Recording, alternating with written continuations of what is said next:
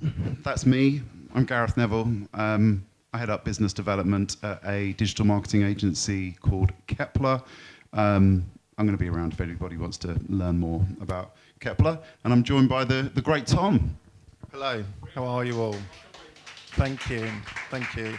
I am the CMO of Beavertown Brewery, who is a beer brand in the UK and some other markets, but mainly the UK.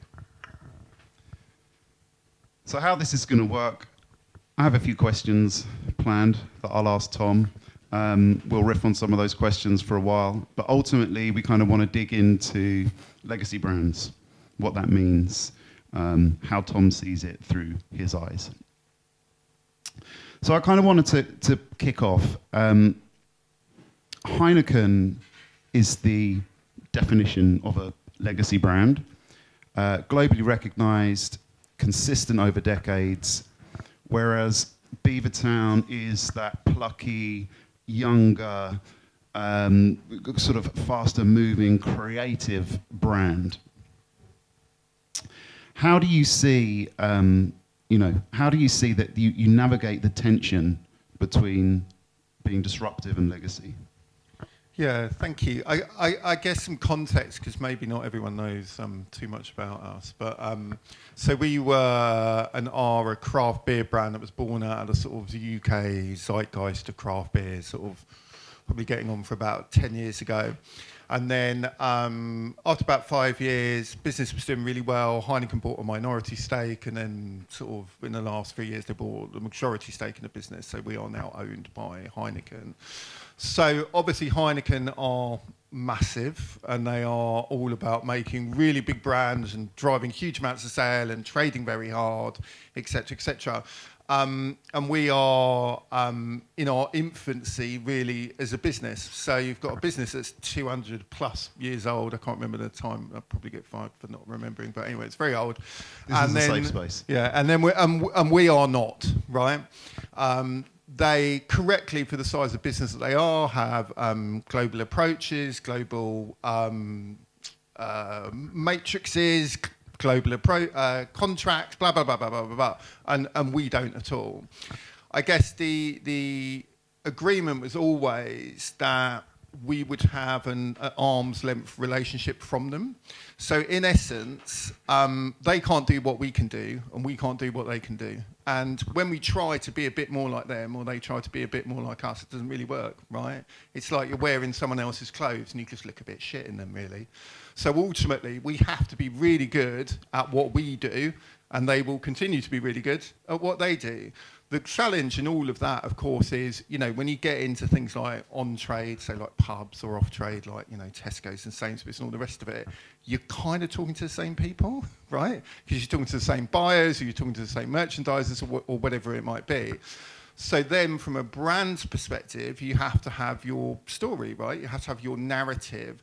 And that narrative, in my mind, and I'm always a brand-leaning marketeer rather than a commercially leaning marketeer, is about how do we create something that's going to build legacy, that's going to make people love us, right?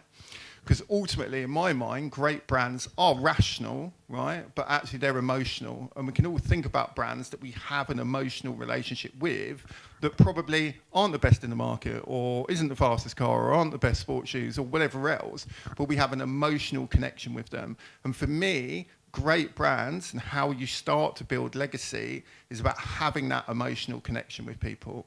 And that connection, in addition to doing all the stuff you've got to do, like price and promo and packs and on-shelf and all that hygiene stuff, but everyone can do that, right? That's what all brands are trying to do.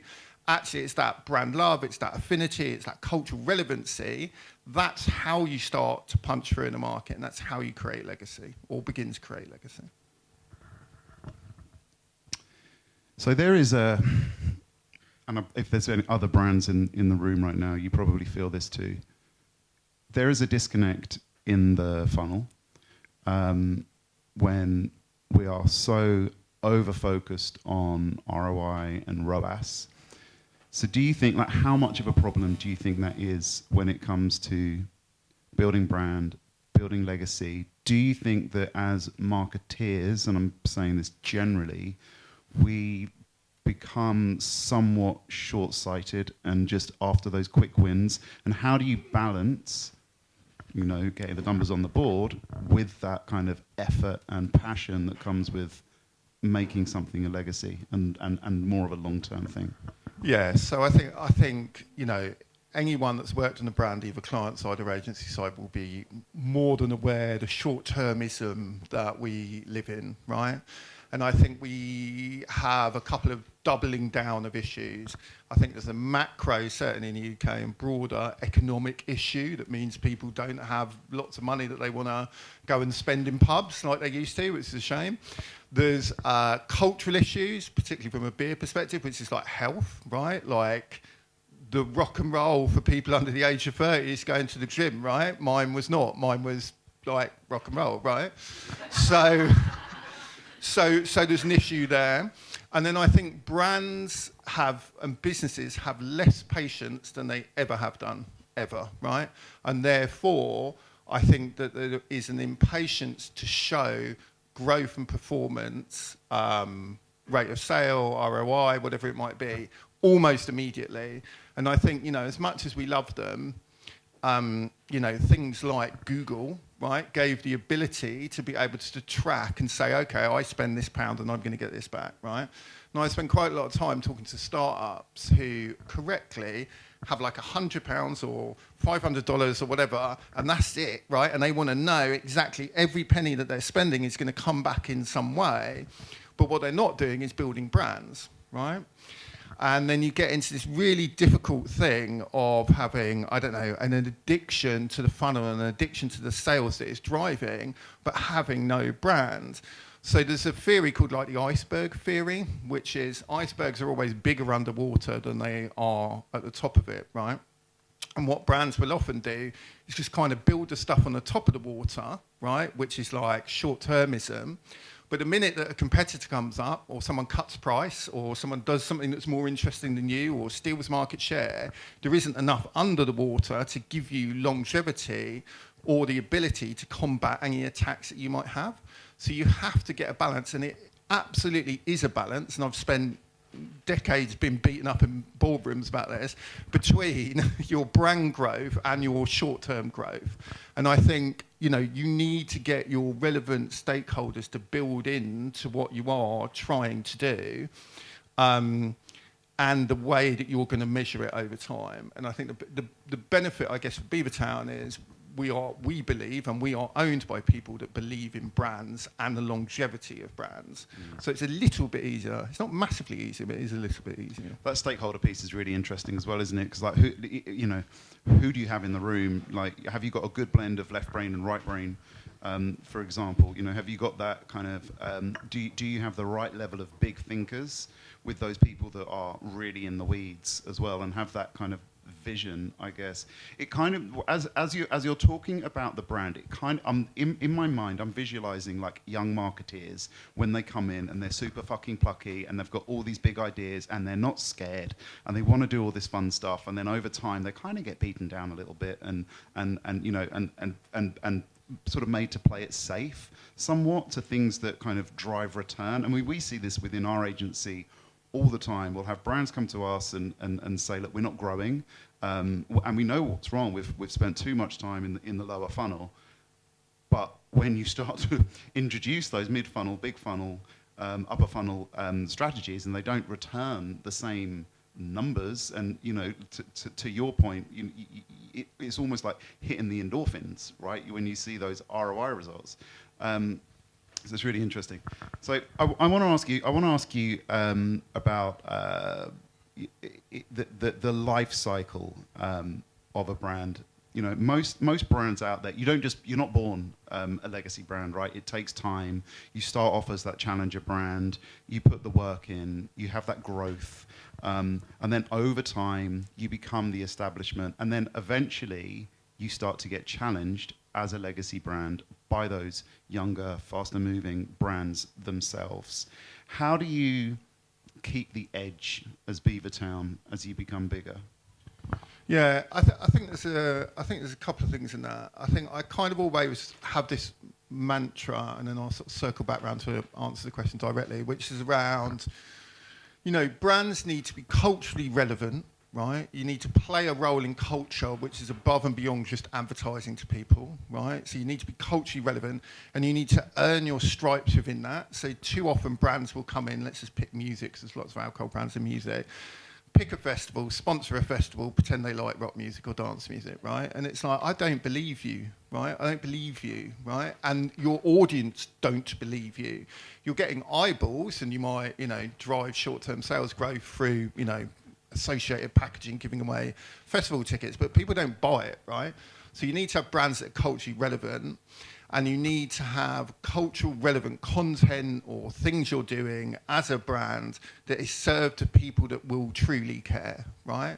And that's quite a difficult mix, but you need to make that mix. Now, whether or not you're a brand that's 1 year old, 10 years old, or whatever, if you stay true to that cultural relevancy, yes, of course, you're going to get bigger. Yes, when brands get bigger, they're less interesting. Yes, when brands are more established, they're less interesting. But if you can keep that cultural relevancy that's above and beyond just trading or advertising, then I think you can start to build a more interesting narrative when you go forward, right? Yeah. That's very interesting. That kind of, what that says to me is like that authenticity and kind of backing up what that cultural authenticity is. We kind of see it with brands that will put a rainbow flag during Pride, and then their DEI 100%. program is absolute dog shit. Yeah, and you see through it. So what are your thoughts on kind of how you maintain cultural authenticity when younger audiences just call bullshit straight away? They see right through it. Well, I think that's why it's so important to have that cultural relevancy and that authenticity, because we're in a world now, like, I'm old enough to have done marketing before social media, and it was really good, right? I really enjoyed it. I had a lovely time, right? Get a nice TV ad, put it on, and hope that people did the thing that you asked them to do. It was amazing, right? And then social media acted as a catalyst for people to pop up and go, I think what you're doing is shit, right?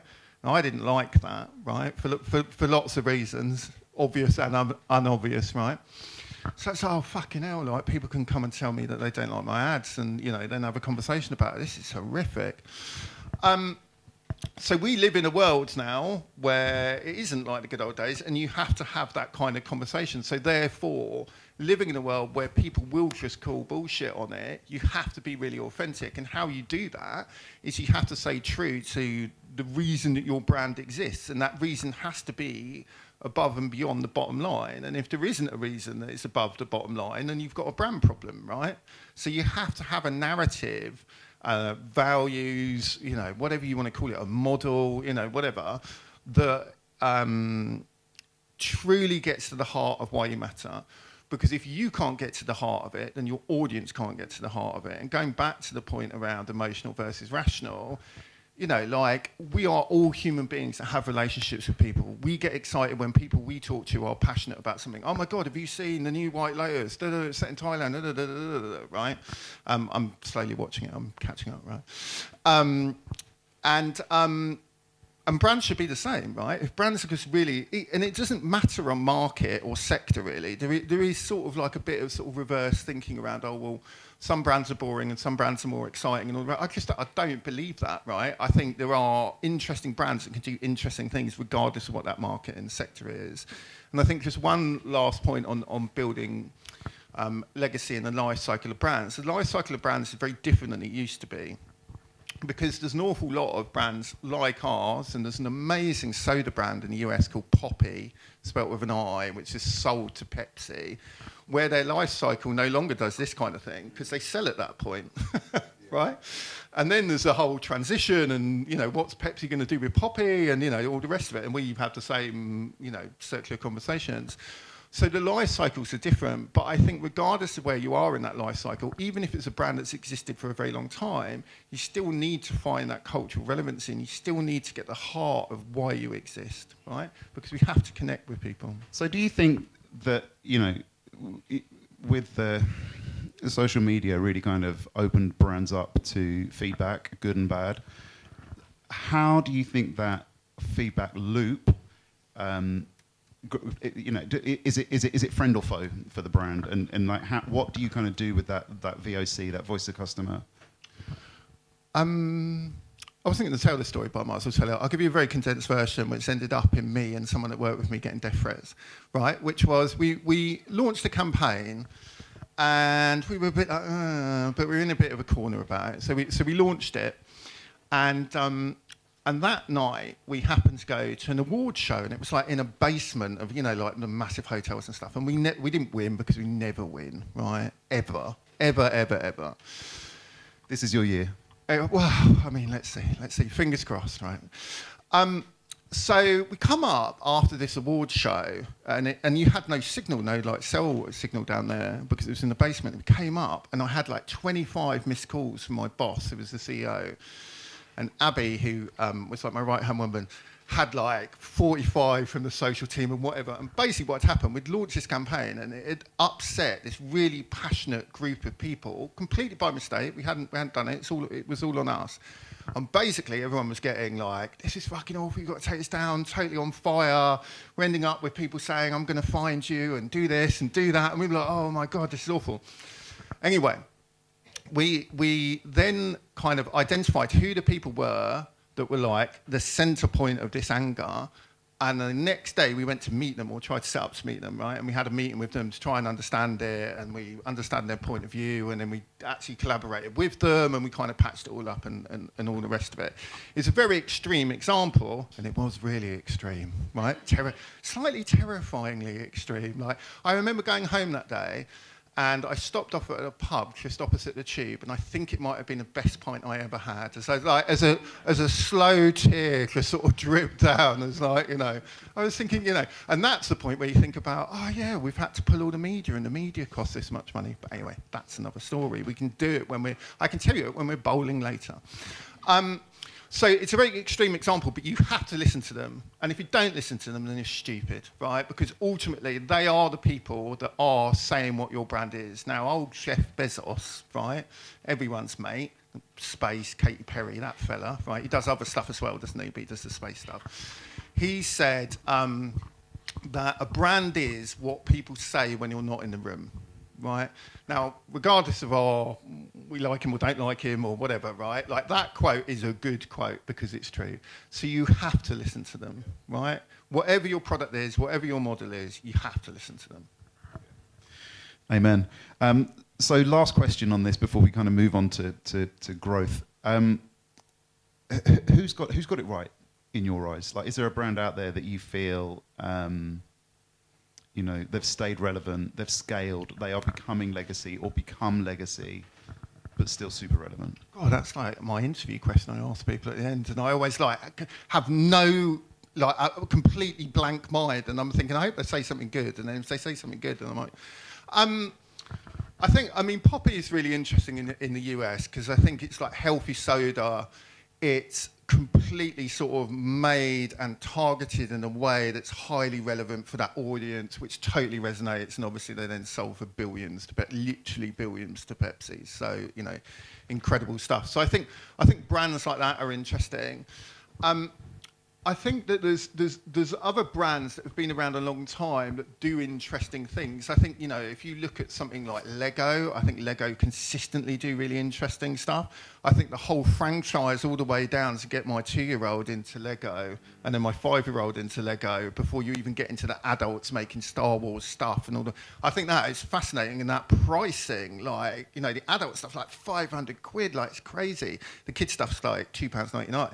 So that whole model I think is amazing, and I think the entertainment model of like DC and Marvel, which is not particularly my get-up, but the way that they introduce you into that franchise as a child and then take you through it with your life cycle into creating these timeless, never-ending brands, I think is incredible. And I think physical brands, FMCG brands, etc., need to start to look at entertainment brands and borrow some of that body language, because I think they absolutely have it right. I mean, Lego's a really interesting one because they are clearly a brand that seriously listen to their audience, and who you partner with, right? You mentioned Marvel there, but there's like Stranger Things Lego sets as well. And there's like F1 Lego sets, and there's like all like It's just such a collection. But it goes back to that cultural relevance. Yeah, 100%. Because, like, obviously, before Stranger Things, they're not like, oh, it would be really cool to go with a retro 80s. You know, they're not sitting in a meeting planning that, are they? You know, so that reaction to it and making Lego culturally relevant because they know about their audience and they know what makes them tick, I think is, incredible. That's really interesting because the product is still a brick. Never changes. Okay, great. Let's move on. How are we doing for time, by the way? We okay? I'm just going to keep going until they tell us to stop. Okay, so growth is the goal, but it can kill them. I'm going to give you two questions at once because I think we can dive quite deep into this. So growth's the goal, but it can kill the magic. How do you keep that startup mentality alive as you scale? And then to kind of stay on that theme, how do you stay hungry and stop the brand becoming, excuse this term, flaccid, bloated, and too safe? Okay. Before I was at Beavertown, me and a couple of people launched a mobile brand in the UK called GiftGaff, and we ran that for like 10 years. Well, they continued to run it. I ran it for 10 years. That was all about GiftGaff. Is an old Gaelic word that means mutual giving. So you do something for us, we'll do something for you. The business model was built on it. It's a £500 million business, 11, 12 years later. So, it worked, right? And the latter half of my time there, I just felt I went round rooms and told people off for not doing things that was true to what the brand was, right? And I sort of just ran out of steam of going to meetings and telling people off. It just got all a bit boring for them and boring for me. But it was important because the minute that you start to lose that brand identity and the reason that 14 people sat in a shitty room and started it in the first place, you start to lose some of that magic. And, there's all sorts of things like, there's a number which I think is like 120 or 130 or something, which is like employee level, that after you get past that point, basically your culture is screwed, right? So there are those things that it does become increasingly difficult. We used to have a thing at GiftGaff that, like, I would interview every single person for the first few years, and for 10 years I did the brand induction once a month, right? I could literally do it for you now, like off the top of my head, right? Because we wanted to have that consistency, because if you don't have that consistency, then you start to lose the magic, right? And some of the sort of challenge from a Beavertown perspective, to be completely honest with you, is it was just born out of the craft beer zeitgeist of let's make some fucking cool beer that people will like. And back to the iceberg thing, there's not a lot there, right? Because the minute that the person next to you is making some really even fucking cooler beer that people will like, then you haven't got a lot, right? So there had to be quite a lot of kind of retrofitting to support the brand. Now, we've got a very visual, iconic brand, and that massively helped us. We've got the most stolen pint glasses in the country, by the way. I don't know that statistically, but I say it everywhere I go, and now people say it back to me, so it must be true. If you go on TikTok and just put in Beavertown, you'll see like pubs complaining about people stealing our glasses. So we had those things, right? So it's like, how do we kind of retrofit some of that to build the brand out? And now it's pretty solid, and we just have to keep going back to that magic. But all great brands, it's always, someone had a go at me once saying this, but it's a little bit of a compromise, because you do need, like, we've got going to Tesco, right? Do you know what I mean? Like, does Tesco care about magic? Not so sure. I like Tesco, by the way, but I don't think they care about magic that much, right? So you said something then which was really interesting, and it actually leads into one of my questions, that you sat in those early interviews. Like, you can't pay people to care, and that's the magic, right? Culture is made, the people make it. So when you're hiring and you're bringing these people in who have direct impact on the culture of a business, where do you find that magic? How do you identify that magic when you're bringing people into the business? Yeah, I think I 100% sign up to the thinking around culture is the single most important thing that you can have, right? So there's two great books. There's a book called The Advantage by Patrick something, Lexis something, I can't remember his name, which is amazing. And basically it says that absolutely every business try to hire great finance people, great marketing people, great sales people, great logistics people, great innovation people. Everyone's trying to do that, right? The advantage is a culture that you then have, and it goes on in the book to talk about that will benefit the business, right? That's the advantage. And there's another great book which is called Exhausted, which I'm sure we all are. And it talks about many things, right? But one of them is actually the benefits of culture are very different demographically, right? And culturally in different regions of the country and where people come from and all the rest of it. And you have to understand that, right? So taking those two things, if you take those ingredients and mix them together, creating a culture that is psychologically safe for people to try stuff and fail and try stuff and win is the single most important thing you can do, right?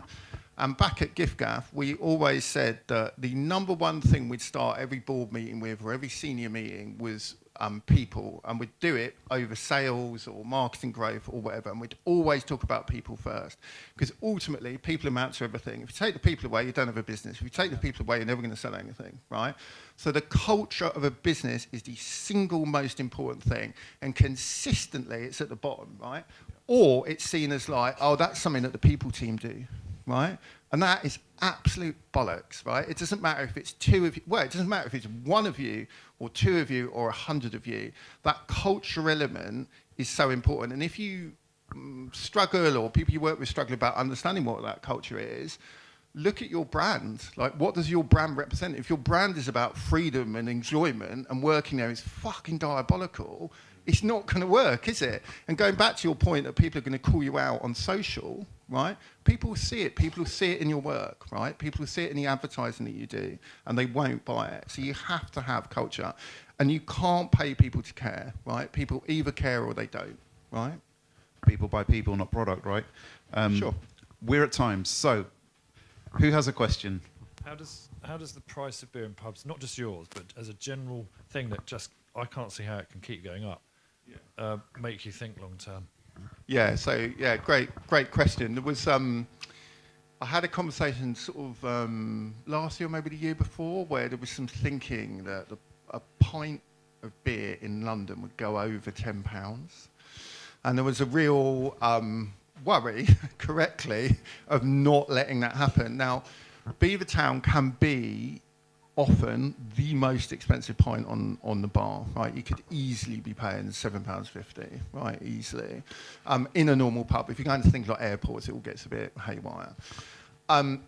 It's a massive concern, right? Because ultimately, less people are going to the pub because of lots of reasons: health, money, societal changes. It's not the hub of the community that it was. Should we really be drinking 4 pints on a Tuesday? Probably not. So therefore, pubs are finding it hard going. They quite like higher prices to a degree because it increases revenue, but if it's too high, then people won't buy it. So it's an absolute fine line. If you switch that to off-trade, to like shops, it's like really cheap, but then it destroys the brand. So it goes back to that sort of magic and growth question you asked, which is you've got to get that balance right.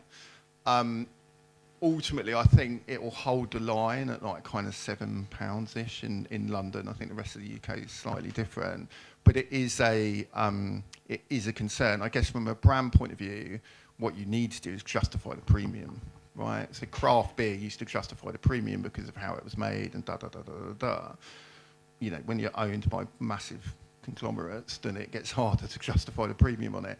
So it's about how do you support that brand growth while still being very sensible in your approach to pricing, packaging, promotion. But you know, great question. It's probably talked about more than anything else. Okay, we have time for one more question. Thank you. Yeah, great question. And brand, I remember going to pubs in London years ago just because they sold Gamma Ray. Yeah, that was back in the day, right?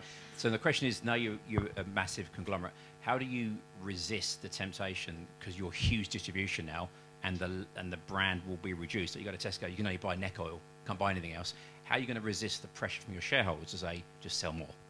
Because that will completely dilute what you stand for. Absolutely, and you completely spotted the challenge that we have, which is the growth of distribution versus brand growth. And actually, arguably, and I literally was presenting a deck last week on this, which is arguably through our life cycle, we've got that balance wrong. I think, luckily for us, everyone buys into what the brand can do and the strength of the brand, and actually tailoring off some of that natural sales growth to give some more oxygen to the brand to build it over time is the better, longer strategy than short-term sales growth. And because everyone's sort of bought into that, it gives us an answer to that question. However, of course, that means you've still got, huge year-on-year growth, month-on-month growth, and it's challenging to hit it, much like the previous question, because less people go into the pub, expendable cash, etc. But it is a balance, and I guess my job and role is around trying to make sure that we continue to strike that balance, and the relevant stakeholders that we need to manage continue to buy into that vision, because ultimately we can do something that our parent company can't do, and they know that. But there are. It's not without its challenge. Thank you so much. I could chat all day, but we're calling time. Thank you so much, everybody. Thank you so much to Tom. Thank you for your insights. Thank you, everyone. Thanks, Gareth.